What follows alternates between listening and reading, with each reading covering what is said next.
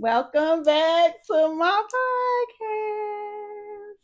Hey, Hello. hello, right? So, welcome back to my podcast, reviewed by Top Chef Tammie. That's me, where I review and make book recommendations for you guys to read.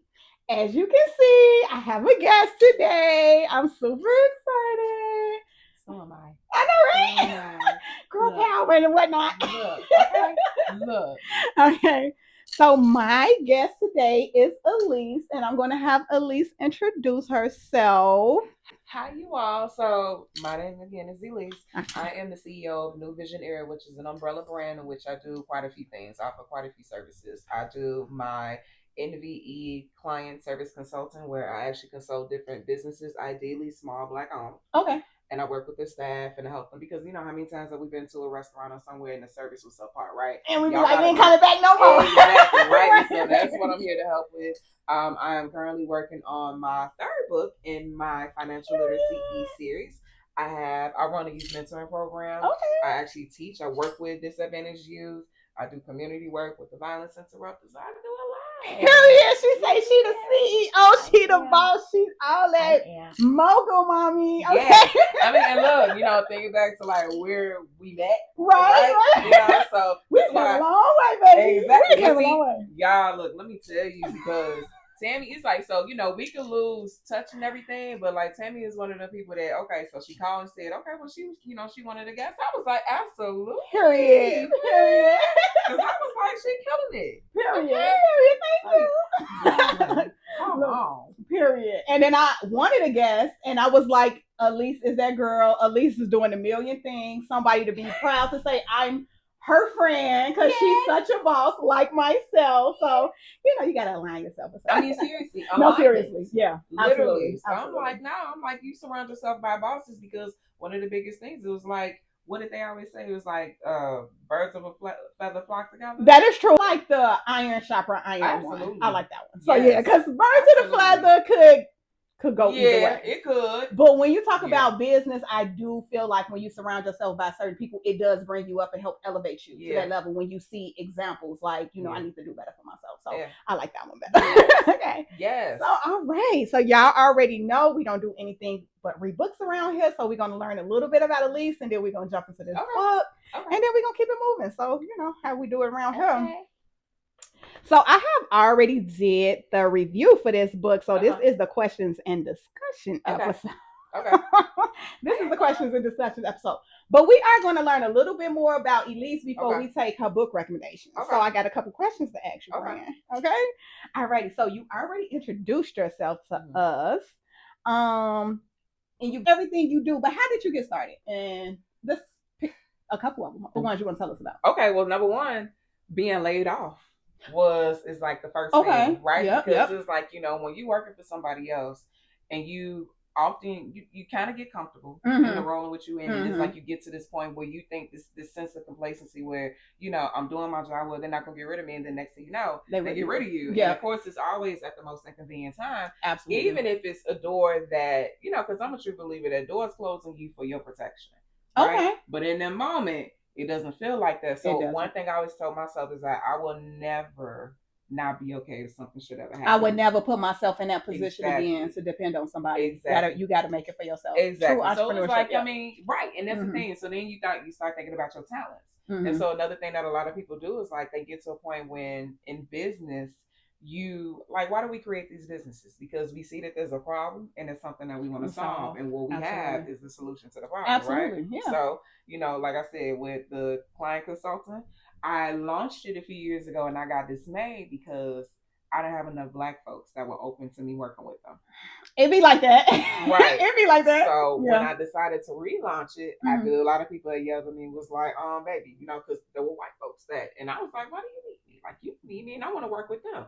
The fact of the matter is, get your money and they're gonna come. And you know what? Sometimes we had these ideas of the people we want to work with, but the reality is, you got to just work with the people that want to work with you. And that's it. Yes. That's all. It's like you want to help a certain demographic, whatever it may be. It might be women, it might be blacks, whatever it may be. But it's just like, you know what? Yep. I have to go where I'm appreciated. And that's the thing. So this is when I relaunched it just this past year. Okay. And I'm still not marketing it the way that I could be because I've got a few people going through, I'm doing well enough with word of mouth.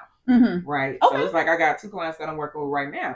And I'm like, y'all know the clients, but I'm not gonna say the names. But no, seriously. So I mean, that's a blessing in itself. And then with the youth mentorship, like I was just laughing with Tammie a few minutes ago because we were talking about how when somebody came to me, I think 9 years ago, and I was like, "Child, I'll never work." Is that when we was at the place? It started there. It started there. That's where the conversation happened. So we used to work together, but we ain't plugging nobody unless they pay. Right, hello. So when we were there at the place, right, there was somebody that came to me and said that you could do that, like you would be great, and I was like, work with the youth. I was like, I would never. Yeah, because you know what? Sometimes people that stands back from us can see different things in us, and we don't even think that. So sometimes you got to back away from the fire. Yes, because I mean that's the thing, and I think I was also coming out of this whole phase of. Like, I don't even know if I have the confidence or the energy or that power energy that could even do that, but I do. Period. I definitely do. Period. And I'm like, look, yes, you do, friend. Let me tell y'all about these kids that I be working with, baby. Look, and you just told me years you've been into it now. So it has to be something you love. It is because, these are the kids that I often overlook. Like, we look at them and you hear about teen trends and everything, but I'm like, y'all, number one, it's a couple of things with them. Number one, they smart. Okay? Absolutely. And it hurts because it's like, there's so much in them that a lot of them, they don't have that self-belief. And a lot of it has to do with their upbringing of the people they're around. The second thing is generally, if you have a problem with one of them, you can generally look at their family. And it's going to tell you like, absolutely. Absolutely. Yeah, and exposure. I have noticed the exposure when certain eye color are not exposed to different things. It limits our beliefs in ourselves or how far we can see ourselves going. So the exposure. So I'm glad they got somebody like you. Absolutely. Yeah. And and that's the funny thing, because that's the irony. Is like, you making this amount at this school trying to help these kids, and you encouraging them to take on jobs that's gonna pay way better 10 times what you're doing. But that's what it is about teaching. It's a thankless job in a sense. Absolutely. But we need y'all. We need y'all. We appreciate y'all. Yeah, absolutely. Absolutely. I appreciate teachers that really want to do it at length, because I was like, child. You know what? When I was younger, and I have always had the ability to explain and the patience to actually do it, but the thing that turned me off was the pay. Yeah. So I applied teachers. I'm just like, you know what y'all is doing the Lord's work. I have to say for me, is because I have my businesses that I can still stay there. Right? That part. But absolutely. I'm like, if I was dependent on that income, absolutely. So every time the teachers have a protest, they pick it in, they need my signature, they need donations, I am there because they is doing God's work. They're doing God's work. Okay, so we move to the next question. All right. So again, we want to get your take on the book. So my next question is, what was the first book that ever made you feel something real? Like you couldn't put it down, or you had to step away from it and take. So now I'm a reader. So it's so funny because asking me that, I was like, there's a lot. So a lot of what I read are self-help books. Okay. And it was so funny because I'm happy and grateful to a breakup that forced me to go on this journey of healing that I had to go on, and it forced me to read, like, because when your energy is out there for something, it's like things get sent your way, right? And if you don't have the wrong energy out there, then the wrong things get sent your way. Yeah, absolutely. Exactly. Yeah. So apparently I was in need of some of the words that I ended up reading. So a couple of those books, and I actually read this one on the flight. It was short, to the point, sweet, written by a man, and it was called "Keep Cool" or "Cut 'Em Off, Sis." Okay. I can't remember the name of the author. Moment, but I'll definitely make sure that I drop it in the comments. Period. Okay. And another one was Letting Go by Dr. Charles Hawkins. Okay. Which for me, I feel like my life right now is a lot of manifestation. Absolutely. So the premise of that book is, if you desire something, you only desire it because the energy of what it is that you desire is out there actually calling for you. I seen something like that. Like you only want what you this moment because it's already for you in the future. Yes, it's I like yours. That. Okay. Yep. So the premise of the book is, okay, if that's what you want, you accept it as yours and you let it go.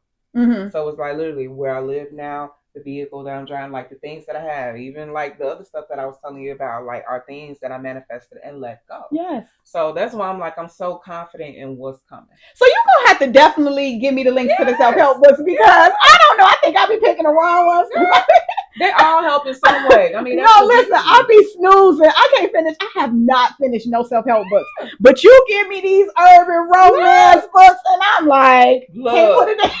Look, so and that's the thing because it's you thinking about because I mean the thing is it feels the need at the time, right? Yeah. Then the first one though I will say was the first book that I co-authored, which was Here's to Strong Women. Okay. Yeah, and I was part of the anthology #2, and the biggest thing that got to me, I'm like, yeah, I think my story was good, but the stories of all the other women were amazing because I mean, either they were humbling as a reminder that I'm dealing with stuff, but I ain't dealt with that. Right. I ain't dealt with that. Right. And oh my goodness, like the strength Thank of God. Right, exactly. Like the strength. Teach you to just be appreciative of your situation sometimes. So you be thinking, I got it the worst and this is the baddest, and then see other people. Yes. So I mean, I think those are mine. So you know what? We're gonna check in with some couple of self-help books moving forward in the future. I don't know how far I'm gonna break them down, but I'm gonna definitely recommend. That's the beauty of it. You don't have to. Yeah. You ain't never got to finish one because the thing is, like, again, what you needing is telling you that's what you're gonna turn to. Yeah, I get it. I like that. It never fails. Really, friend? All right. So next question: what kind of books instantly pull you in? The slow burns or the chaos and the drama? It used to be the chaos and the drama. Okay. I'm lying. It's still the chaos and the drama. It still is. You know what? Because sometimes I was about to say maybe you mature and right. That's what I was trying to lean into, but no. You're trying to I got it. Chaos and drama. I mean, but see, it also again serves sometimes as a reminder, like, yeah, I ain't dealing with that either. Period. I was about to try to say, slow burns too, but I am so impatient. Let's get to it. Let's get to this chaos and the drama. Let's get start with the chaos and then go back to the peace and then get back to the chaos and like, drama. Period. Yeah. Yes. Okay. All right. So, do you judge a book by its cover? I used to. Okay. So I feel like that's wait, why you laughing? Because I'm gonna tell you what I do. Oh, tell me. I flip to the middle. And read? Okay, so then that's a no then. Yeah. Okay, so that's good. Right. I used to, but I actually go into the book now and I see if there's something that's gonna captivate me and I give it like 2 minutes. Okay. I'm not mad at that. Yeah. I'm not mad at that. Because I mean, I think, I'm like, girl, at least you're a weirdo. Like, no, I'm not mad at that because it is some books that I start that I can't finish. Yeah. Because I didn't judge the cover because I think I'm so open-minded. Okay. I just be like, okay, I'm not going to judge the cover. Yeah. You know what I'm saying? I'm going to give it a try and then I'll be like, okay, yeah. It's like you put this much energy into creating a dope cover. Like, yeah, the book has got to be amazing. And you open the book like.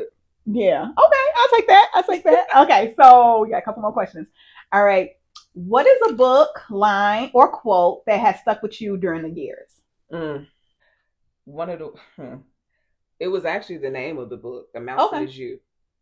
Okay. It's the name of the book because how often, just going back to what you were saying not that long ago about how we literally get in our own way. Yeah. Yeah, and how, we don't, it's that lack of self-belief. It's that because for a lot of us, that is the issue. Okay. You literally are you are the mountain in your life. You are the only challenge you got to face for real. And once you get over that mountain, exactly, you got it. You are literally in competition with yourself. Oh, I did not know you was coming dropping jewels or self-help on us. I did not know that. Yeah, look, I'm telling you, but the crazy thing, what started all of that? A fucking breakup. Right. Listen, men will push you to be great in a way that they don't even know. I'm telling you. What that Facebook post that go around forever, like, she break up with you, she got 2 jobs, a business, and going back to school back next week. Hello? Look, a haircut, because part of mine was me cutting my locks off. Really? Yeah. Oh my goodness. Yeah. And when a man make you cut your hair off, he set you through it. And it wasn't just but it metaphorically, it can be like a fresh start type of thing. Yeah. Part of that was I didn't like who I felt like I had become when I had my locks. Like I felt like I had become too nice. Too understanding, to, you know, and it's like I would get these compliments from them, but I wasn't getting that reciprocated. Yeah. Like, man, why you so dope? Or you're always so thoughtful. And because when you're so nice, then people run all over you. Take your kindness for weakness type of thing. And that's the thing. So when I originally cut my hair off the first time, I was like, that was the type of power, like, you know, it take a whole lot of confidence to do that, right? And it was that power from that. I was like, I need her back. Yeah. I need her back. Yeah. And that's what I needed. I like that. Okay. Okay. So now, jumping into the book, guys. So again, this is the questions and discussions episode. We about to spill all the tea. So if you have not read this book at this point, you shouldn't be watching this episode. But I don't know. Y'all probably hard here. Y'all do what y'all want to do. But we are doing the questions for The Fourth Wife, a Polygamous Love Story by Miss Lady P. All right, so we have learned enough about Elise. So hopefully her review of this book is going to be interesting. She told me some behind the scenes information, but we're going to get to it. I ain't going to spoil it. I'm not going to spoil it. All right.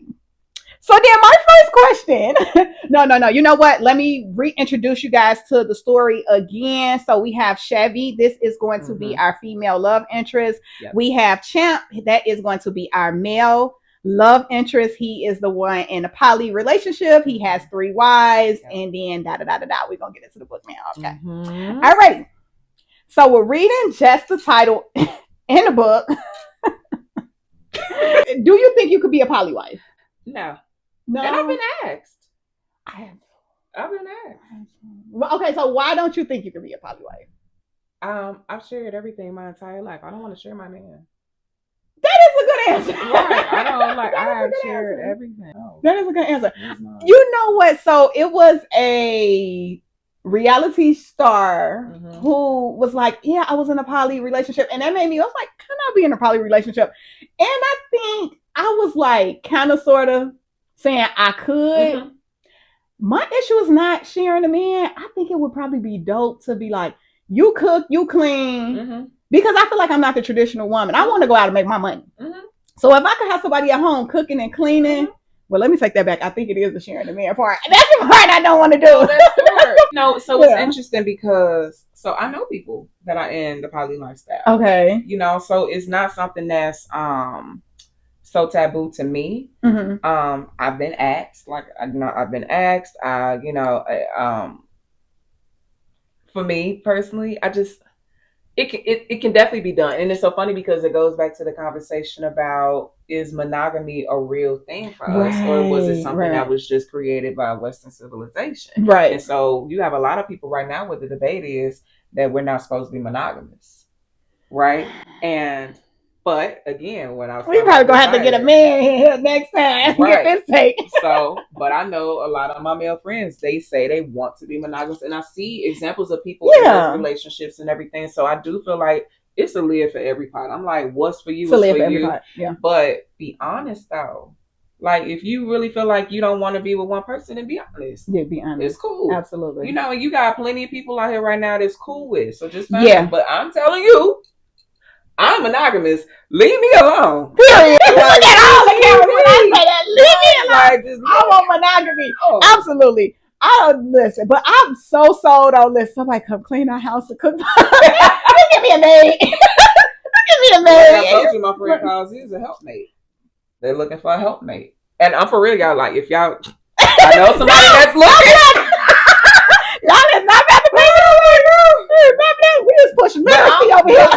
And I'm just saying that there are literally people that are out there, like, you know, but not for you. Yeah, but not for me. Absolutely. Period. Okay. What's your view of this book? What is your review of this book? The book as a whole. Okay. So the first thing was, I originally pulled it up on audio as an audiobook. Okay. Don't do that. Because we push literacy. Yes. And I'm like, you know, whoever it is that you know, because some of them I lean towards a lot of audiobooks because a lot of times I feel like they sound like therapy sessions. Okay. Okay. But again, there's a lot of the books that I've been reading, right? So this one is like, nah, baby, you need to get the physical format of this book and you need to flip the pages, okay? And read it in the voices that you hear with your nice, vivid imagination. Because when you have an AI voice, reading things to you, then in the voice that is reading, I was like, oh no. So it's like, there was times when I'm like, I felt like I couldn't even take it serious. But the book itself, it was tea. The book was tea. It was. It was like, tea. Look, so how far did you get? Because I got you just told me around the time that Chevy when she met Champ and everything, and they started their whole little at the club. The whirlwind. They got into this whirlwind romance. But I didn't get to whether they, did she actually decide to be a wife and everything. So, because I'm trying to see how far I should go in these questions, knowing you didn't finish the book. That's what we get to. She didn't finish the book. So, would you not? So do you think it was a bad book? Because I gave this book. I don't think it was a bad book. Okay, so my rating on this book was, out of 5 stars, I gave this book a 4.75. I'd say a 4 for me. So only reason it don't get a 5-star for me is because I wouldn't reread it. So anything I wouldn't reread don't get a 5-star for me. But was the plot good? Did it make sense? All of that. So it's funny because of the people that I know that live these situations. It's very realistic. I honestly kind of think that Miss Lady P wrote it from experience, and if it wasn't her personal experience, then it was somebody that she knew. Okay. Right, because it was like the type of stuff that she was talking about, and now I'm like, she did, because I think the part when she referenced like the Mormons and everything like that, just knowing that, I was just like, and I said that in my review too, like it had to be some knowledge behind this. Like she definitely put some knowledge in it. Like it wasn't just completely made up. Exactly. Because that's the thing. It's a fictional book. However, again, there's going to be real, actual research that has to go into it. Right? Absolutely. And absolutely. Now, the thing with hold on, keep going. Okay, right. Okay, yeah. So we're gonna ask you the questions that I guess until we get to the part where you can't answer. It's funny. All right. Okay, did you think that it was a hidden reason why Charisma didn't want to have kids with Champ? Because she was the wife that did not have kids. Right. I think, yes, I think there's always a chance that, I think there's the question of, it's so funny. You look at marriages and relationships and stuff, and, you see people saying that, oh, well, getting engaged is too much, right? That's the thing. But then y'all have kids. Right. I'm like, it's not that's gonna hold it, because baby, you can get married and then annul that thing. You never have to talk to this person ever again in your life. But when you have children, there's gonna be a connection. Forever, period. Right? So that's what I was getting at when I wrote this question, because as y'all know, I write the questions as I'm reading the book. And I think what you're saying is she didn't want to have kids because she wasn't totally bought in to the arrangement. So, and that's what made me write that. I was like, yeah, she's not really down with this. Yeah. She's not really down. She like passed them kids on to some, because when it's time for me to go, I'm be up out of here. Exactly. So, so we was on the same page. In this situation, absolutely. All right. Now this one is just a note, but we need to talk about this as women. So Champ having sex with Charisma after he had just had sex with Brittany, I was like, what is their pHs over there looking like? Because what are you doing? So the body gets used to you, right, Val? Is that true? So the body gets used to their partner. Right, so they're their partner. Exactly. Okay. So if this is something that he's always doing, then it can, you think? I'm pretty sure they got used to that. Probably, because you got Nick Cannon doing this is norm, right? Because if this is the norm, like, your body's gonna get accustomed. I mean, this is the beauty of the human body, right? The adaptability. I didn't even think of that. That is the first time I ever heard it. Oh my goodness. So you telling me the guys can be out here cheating with the same other woman, and everybody's body's just linking and syncing up? Not necessarily linking and syncing up, but it just gets to a point where, number one, like, hold on, let me go back to, because I always feel like my body is going to tell me if you are right. That's how I feel. Right? That's how I feel. And so, and I think part of it is not just physiological. I think part of it is mental. So if they already, like, I feel like if the women get to a point where there's something that, he's got me and he's got his other wife, I think they're probably not even looking for the signs or the yeast infection. Yeah, like, baby, this is just the norm. Oh my goodness, girl! But when he said that, because I think he had sex with 1 a.m. and oh my goodness, it made my hair hurt. Went to the office and yes, that's all over.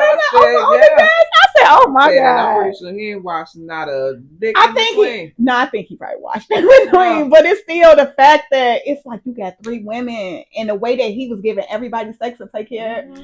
Oh my goodness, I couldn't imagine. But I mean, I think that's part of the I think that's part of the. I don't know. I think that's one of the first things that I'm thinking about before.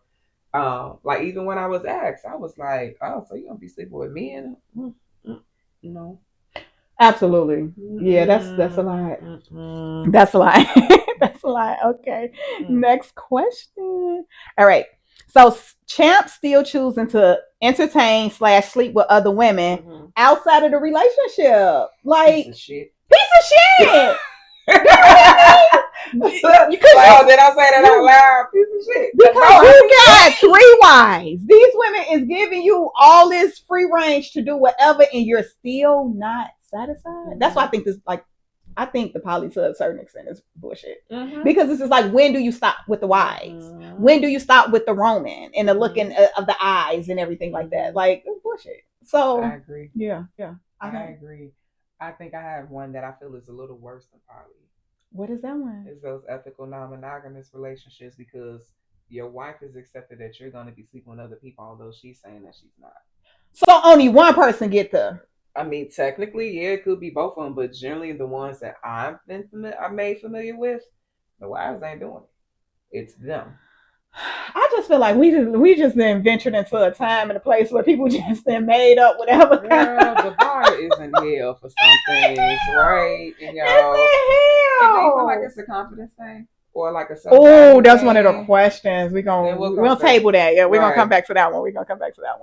Okay, so my next question is, can poly relationships be fair? Touching on what we just said. Is it fair? How can it be fair?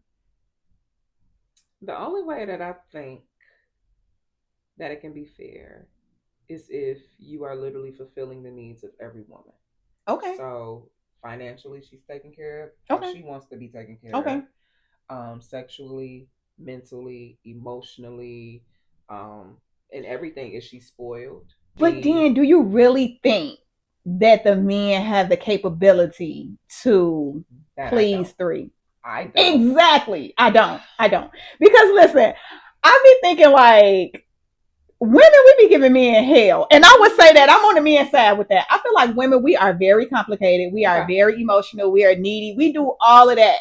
And I'll just imagine that multiplied times 3, 4 men. And I'm like, it's impossible. It's impossible. Well, okay. So let's think about it. Okay. So think about Champ. I was gonna say think about cheating. Okay. Think about cheating. Oh well, that's a whole different thing. Some men do it because then that way you're not you don't know in that equation. But men do, they juggle. They juggle, but then I think they do a shitty job when they're just trying. That's what I was about to say. They end up getting caught and get sloppy and everything. They're sloppy. They dumb. Like they didn't say it several times. Women can have you in the room with all her men and introduce you to them, and you would never know. So it's like men generally have they struggle with things nipped in the bud. Yeah. So like with Champ, people that are wealthy and they have the capability to. I think it can be done, but there has to be a strong understanding from the very beginning that you are sharing me as a person. Yeah. However, I'm going to give you this, and this, and you'll never have to want for anything. Okay. And I think that I could see how people, like, if this is how you come in at somebody, then yeah, I can see how people are going for that. The only way I can think of a poly relationship being fair is if the woman had open range to go. And they never do. Sometimes, very rarely, but that's the only way that I could see it being fair because, like, you could go out, he's sleeping with other women, you gathering more wives. That's not fair because initially you do say, okay, you signed on for this relationship. Maybe I knew you was gonna be getting some other wives, but what if this motherfucker want to get 10? I didn't sign on for all that. So it's like, how far do we go? No. So, and that's the thing. So then the limit, right? But there's also, I guess that got to be discussed. Have their own house, They right? do. So they are financially taken care of. They're financially taken care of. They have everything they need. I'm working with a very busy man anyway.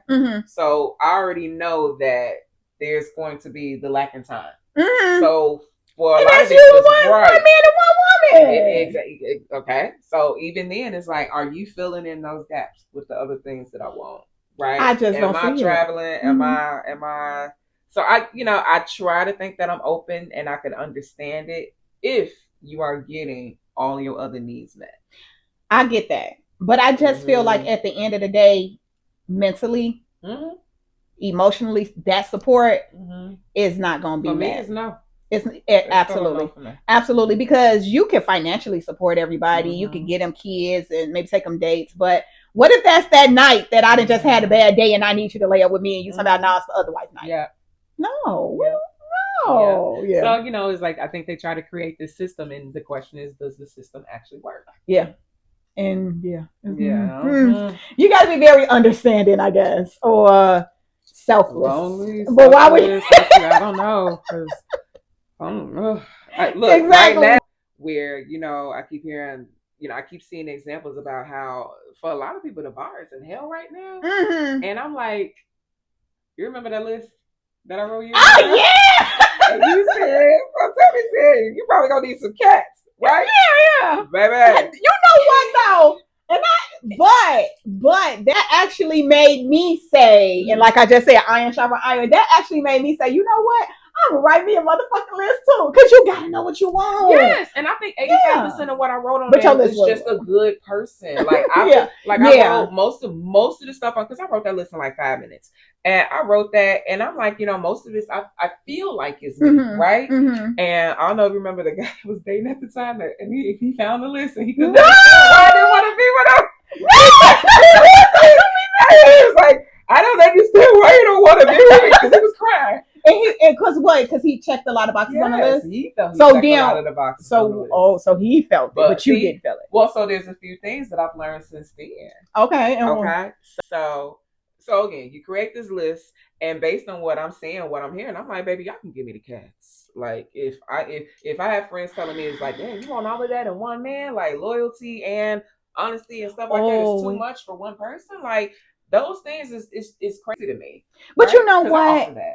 Absolutely. But I also think the surroundings and the environment you are in can skew your expectations. Absolutely. Because when you talk to people like that, and then you could go somewhere else and sit with different cultures and everything like that, and they will be like, oh no, that's not unreasonable. Exactly. So I have to learn that. Because being around certain people, they would be like, no, hey, they're how you lower your standards. And you really don't need to. Absolutely. Just so that they could fit.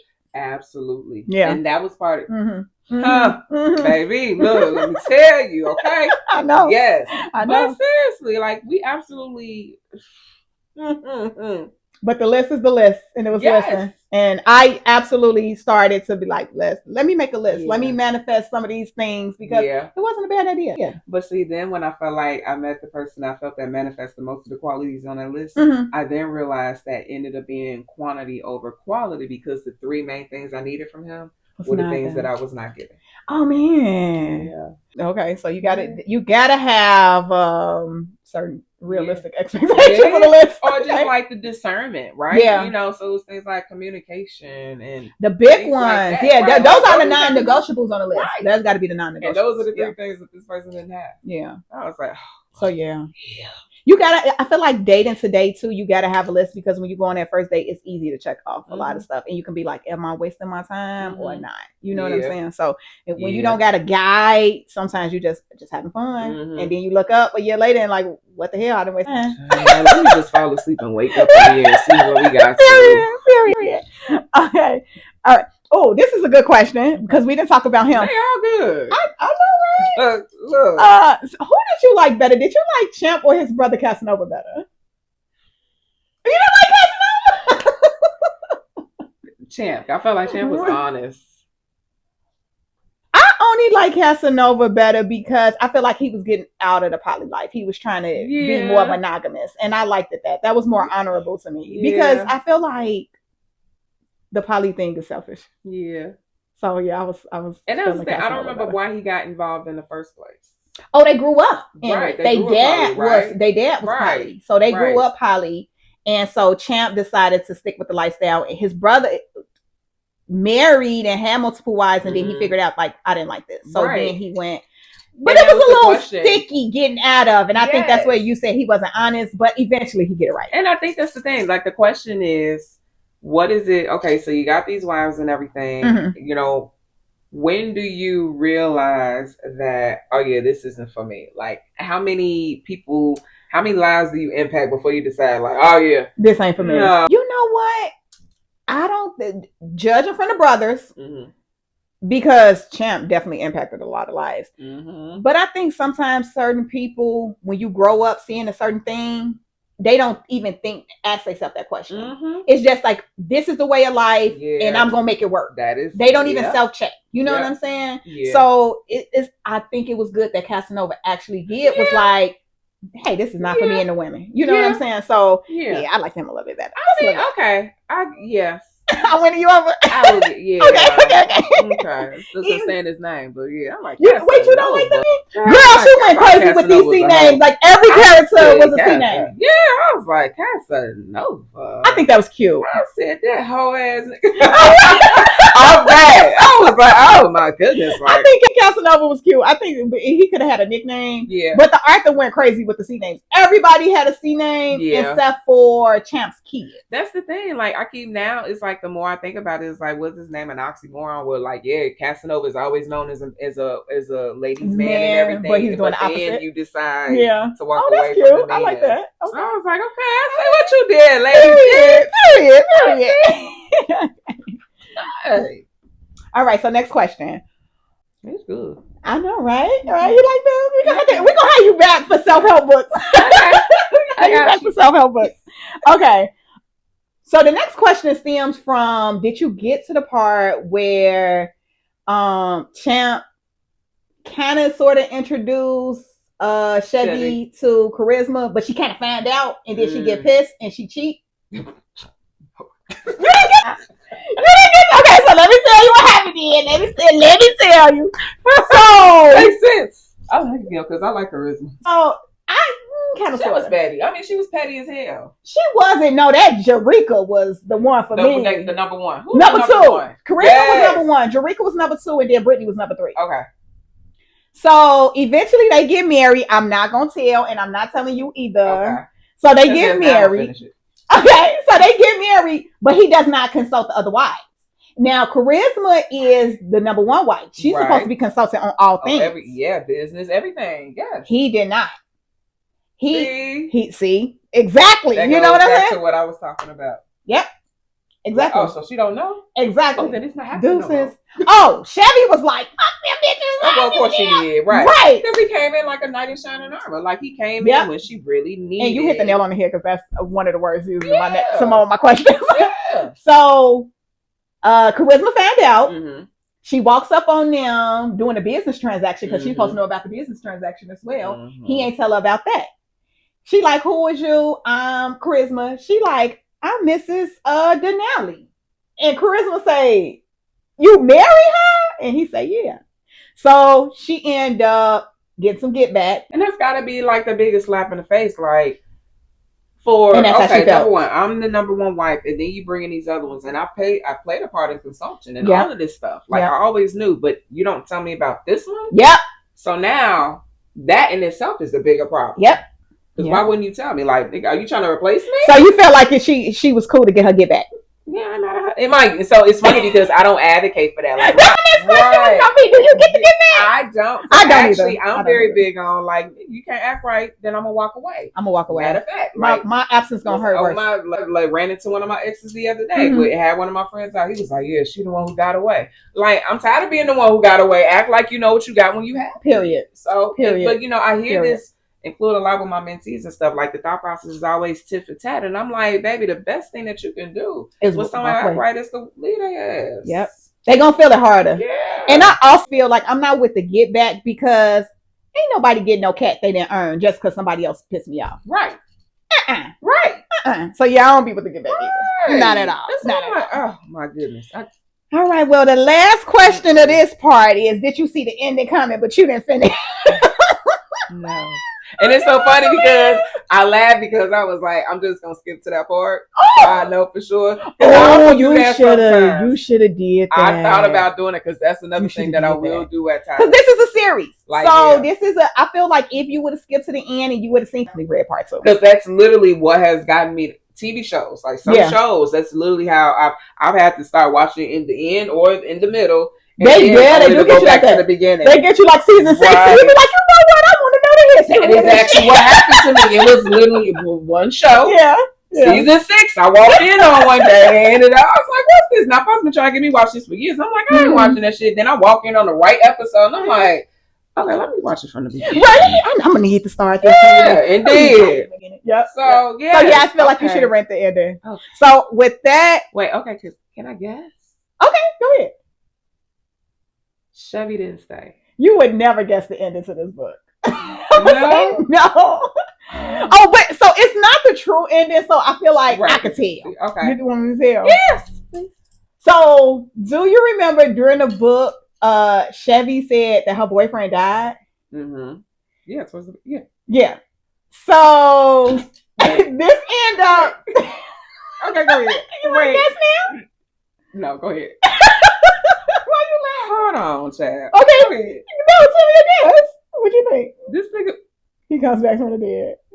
I know you fucking lying. No, but not only does he come back from the dead, he turns out to be the guy that slept with Charisma. And then he turns out to be a police officer who locks Champ up for polygamy. Oh my God. Okay, because I definitely thought that it would be something with Champ. Yeah, I thought it was something like, a nigga that Champ ended up having to report to at some point. No.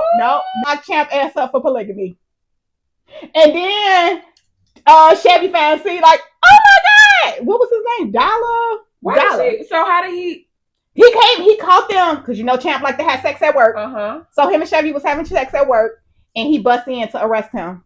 And she like, oh my God, Dollar, you alive? And she faints.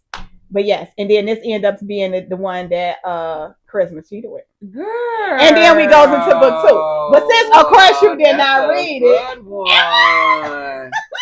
Okay. Yeah. Maybe I stand. Ooh, look. Listen, I wouldn't have gave you no bad book. I was not gonna give you no bad book. I know that. I wasn't gonna give you no bad book. Look, I told you it was like I made the mistake of the audio. Yeah, don't do the audio. That was the problem. I was like, no, I'm gonna get it, and I'm gonna do it. I be wanting to do the audio. It's a series. It's only 2 books though. Okay. So yes, going into book 2 is gonna be crazy. Yeah.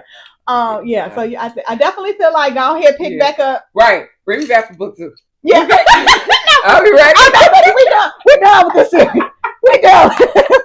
We're done with this one. We do 2 episodes and moving on. It's a million books in the world. Yeah. It's a million authors in the world. So it's like we can't stay, we can't stick with one too long. Okay. So I have some after the story questions. So we're gonna see which ones you can answer. Okay. They're just more thoughtful than a little ratchet ones. Okay. All right. Okay. So all right. All right. Do we think Champ is genuinely capable of loving all the women equally, or is it giving ego plus control? Definitely ego. Absolutely. Definitely ego. Definitely ego and control. Right. Yeah. I mean, this is literally one of the first things they say. It's like, you can all do this. I mean, you're doing here for this, but y'all can't do this. But y'all can't do it. So it's ego and control. Right. Absolutely. And that's what I said. It's not fair. Unless you saying the woman can go do X, Y, Z, then yeah, absolutely. I mean, he sounds like a whole lot of these red pill niggas, right? Like, do you hear me? Think that, hey, I'm paying all the bills, so you better be doing this, and this. I think that's part of the reason why we became independent women. So we can have a voice and a say around here because we're not doing that. Sir, and it's so interesting because, for years, I was very hypergamous. Like, I only dated rich men for a few years and everything, wealthy men. And it's so funny because you'll listen to other men downplay the treatment. It's like, yeah, but I'm pretty sure they treated you like shit. Actually, they didn't. They didn't. They were wonderful. Yeah. I was bored and I was looking, and bored in the sense of what I was looking for mentally. Yeah. I wanted deeper conversations. Yeah. I wanted the time, and everything was always about strictly their business. So it's like, you really have to decide, like, what do you want? Exactly. Because I think that saying goes like, either you gonna get the man with the money, but he busy. or you're gonna get the man that don't got the money, but he got more the time to invest. And it's like, right. And I'm like, okay, I want the balance. I want the in between, sir. Where's the balance? But I'm balanced. So if we, so they exist. That's the thing. They do, and that's what I was referring to with the list. Is like the list is actually possible. You know what I'm saying? And your wants and your needs is actually possible. So we got to definitely stop downplaying certain things. And I'm very patient now. Period. You know, I had a window that I felt that I wanted. You definitely did. And then when I passed that window, it was like, well, when it happens, it happens. I think women, we do get to that age where it's like, you know what, it has to be right, or I could just be by myself. Yeah. I mean, look, we are at a point right now where there are more women in their 40s having children than high school age. Yeah. Oh, yeah, I see that. Right? Yeah, absolutely. Right? Absolutely. So, you know, it's like people are waiting and they're paying attention and they're observing and they're seeing these things. And more thought is going into it. Yes. They're thinking long term. They're thinking about the impact. Because I'm like, one thing for me, I learned when I was dating those men was like push gifts. I said, push gifts. I didn't know about push gifts before that, right? Yes. See, and that's the thing. Like, we think, you know, we've normalized just going through this, but I'm like, when we are going through that, we are literally teetering on life and death. The pregnancy is life and death. Exactly. So you're risking your life to further somebody else's legacy. Absolutely. And you can't give me my. But you know what? I don't want to get too deep off into this question, but I also think the term push gift is something new. Yeah, I think that's something that is kind of newer. But okay. So our next question is, do we think Chevy fell for Champ, or did she fall for the fantasy that he created when he swooped in and saved her? The fantasy. Absolutely. The fantasy. Absolutely. I've done that. Yeah, absolutely. But I think if she wasn't in distress and he didn't need to save her, I don't think she would have went for it. Was the right time. Yeah. I mean, if you could think that. See, I can't tell you what happened in the book. Yeah. Because you ain't read. But I went through that. Really? Yeah. And this is when we were working at that place. Okay. As a matter of fact. Okay. And this person swooped in. And came in your time of need. Right. Yeah. And so how did it eventually, it just, once you kind of came with a lot of baggage. Right? He came with a So when reality kind of set in and you wasn't in that saving place anymore, you kind of realized what it was? Yes. I mean, I always knew what it was then. Like he was a person that I can to this day I can say that I never questioned his love for me. Like I always felt it. Okay. Right? But there was a lot of drama that came with that. And you overlooked it in the beginning. Exactly. Okay. And it just got to a point where it was like, yeah, I'm not dealing with that anymore. Period. And it was so funny because we had tried it numerous times after the breaking up the first time. And I changed. It was like I kept evolving. Period. And that was the thing. So you left him. Yeah. And it was okay. So yeah, I definitely agree too. I definitely feel like this was like one of those hero syndrome things. But she definitely married him. And you got to read the book. You got to read the book. Even though at the end they still together. But I definitely feel like just seeing her mom, her sister, and the way she was brought up, I don't think she would have originally went for a polygamous relationship. So I definitely feel like she was a little head in the clouds. Which would then go back to the lack of self-worth. Yeah. In that, right? In that instance, absolutely. Yeah. Yes, okay, so next question is, what's the biggest red flag shown in the story for Champ? And what is surprisingly a green flag shown for him? I think he was pretty consistent as a green flag in how he took care of them. The consistency? Yeah. Okay. That was a green flag. That was a green flag. That was one of the things that that person lacked that I was talking about. Okay. Consistency. But the red flag, how he talked. That the ego and control part was definitely a red flag. Right. Definitely a red flag. Absolutely. So I agree with the red flag. My green flag for him was he was very mentally supportive. When they was going through whatever the ladies was going through individually, he would talk to them, he would support them, he gave them encouragement. It's like, okay. I like how he talked to people through how he was talking through it. I like that. I like when he was talking through it too. It's a lot of sex in this book. It's a lot of sex in this book. I got in trouble for saying that last time. He was like, Mama, what is this I found on the internet? You're not supposed to be on there. Hey, grown, look, baby, grown and grown. Like, what you expect, Period. But yeah, he was definitely talking them through. Well, see, because look, you go out like how many of his friends want to talk to his mama? So yeah, this boy has had to be your body. I'm talking about the little one. Yeah, him too. But he was, girl, my kids be so traumatized by the stuff. They be like, please don't post that. Please don't let me see that again. So, they keep my booty off the internet. I be thinking, I be like, especially boys, baby. Well, they just not going at all. I say, "Bruh, okay, y'all keep me a modest lady." Like, yes, mother, can you pull your shirt down, please? All the way. What? Yes. Oh, since forever. That's fine. So. All right. Okay. Last but not least, the last question is Champ's situation real love or organized chaos? Would it work in the real world, or will he be getting stabbed? That shit is organized. Is it even organized? Organized. I guess it's organized chaos. Yes. It could work in the real world. It could. Yes, it could. So but you just gotta find the right ones. Absolutely. I do feel like the book gave a lot of reality because I feel like with Eureka, I think I'm saying her name right because I didn't read it. But like she changed her mind. She felt different. And I'm like, that's how people is. You know what I'm saying? Because you can be like, I'm signing up for one thing and then you can flip the script and go to something different. I could literally right now say like, yeah, it's absolutely not for me. And then in 5 years, you might me. So now, but it's gonna be a question like, so what changed, Elise? Yeah. And it's like, time does change. Your mind. But now in my mind, I'm thinking that, hey, I'll never have that lack of self-esteem or lack of self-worth ever again. So it's like for me to get to a point where I choose to be in something like that, it'd have to be some major what would convince me? Like, is there anything that you truly think could convince you? I don't know. For me, I told you, I really love the idea of somebody staying at home and having some dinner. I ain't gotta worry about it when I come home. The house is clean. The kids taken care of. But see, then on the other hand, my kids are getting older, so I don't got to worry about like taking care of the kids and doing certain things no more. Just my baby kids. Yeah. But but then there's also the difference. So it sounds like because there's polygamy, and then you got.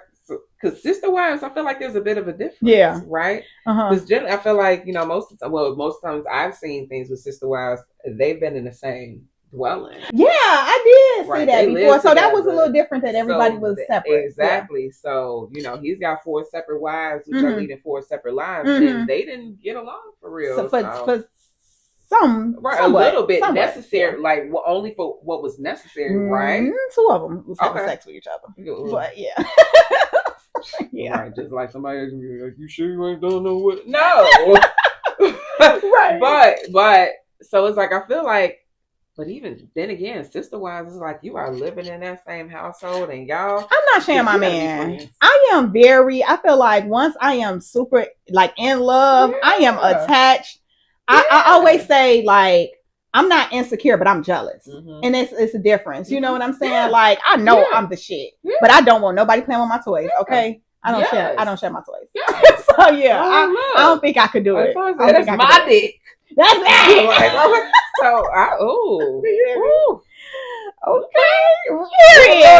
Period. So, I mean, keep going. Organized chaos. No, that's the last one. Because I keep trying. It's so funny because I keep trying to play devil's advocate too. Like, right, trying to see the positive in this, but no.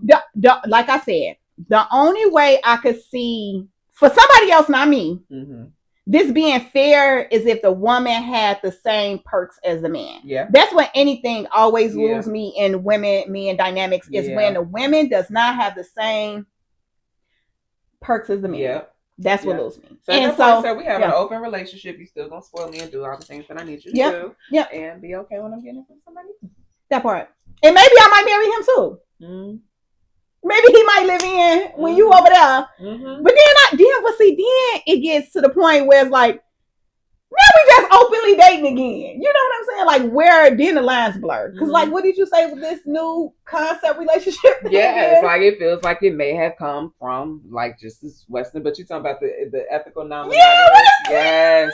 E&Ms, which is just an open marriage, right? That's what it is. But see, I feel like there's got to be rules. It's rules, but then it just almost like we openly date again. We just, you know what I'm saying? It's just like it's not. Yeah. Well, I mean, that's the thing.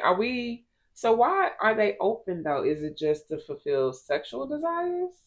Because if everything else is fulfilled here and here, what else do we need other people? I have no idea. That's your See?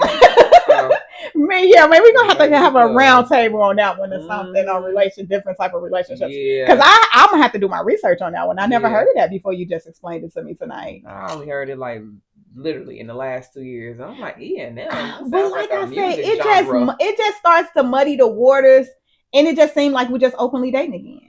And then it's like you just said, if you're giving me mentally, physically, and some type of physical, but then we still having sex with other people, we just dating and dating other people. Yes. So there was a TV show in which the E&M was on the part of the wife. And the husband he wasn't messing with anybody. Oh, okay. I like that. He was allowing it for his wife, but they had rules. Whoever she wanted to have sex with, they had to discuss it, and he had to agree to it. But why? He was just trying to make his wife happy. Oh wow! It really was, and it was so crazy how it ended up blowing up in the end. And in the end, she was very apologetic about what she did because she ended up lying to him about one. And these don't work. Exactly. Kicks her out, and then she comes back in. And actually, what does she say when she comes back? Yeah, we should just focus on us right now. But throughout the entire series of that show, she was messing with different men. They would come in. He would give them the condom before they would sleep with his wife, and he would sit over in the corner and watch. Oh, was he into that? Did he like watching? I think he was a cuckold dude, but I don't think he actually liked it per se. Okay. I think it was literally just to make her happy. See, then we got to get into that part. We got to get into the watching, the one in the corner watching. It's so many dynamics and aspects of these relationships, and I just feel like you said, everybody got a lid, but that ain't mine. Yeah, it's not mine either. It's not mine. If that's what you want, leave me be, sir. I'm over here peaceful in my order. Well, that is the end of the questions, guys. Alrighty, so this has been The Fourth Wife, a polygamous love story by Lady P with Champ and Chevy. This was questions and discussion. So we are going to be done with this series now. Hope you guys enjoyed it. And Lady P, I recommend this book. Yes. Alicia, you want to give them your tags? My Instagram is newvisionera_. And you'll find me on the TikTok under the same name. Period. Okay. Alrighty, guys. So if you are one of my watchers and you would like to write in and let me know what your review was of this story, please do not hesitate to email me at ts_TammiePie@yahoo.com. If you are an author who would like your book or your poem read on a series, that is the same email. Yes. ts_TammiePie@yahoo.com. And if you guys want to stay in touch with me on the social medias, my IG is topshelf_Tammie. And my TikTok is Top Shelf Tammie. Until next time, guys. Bye.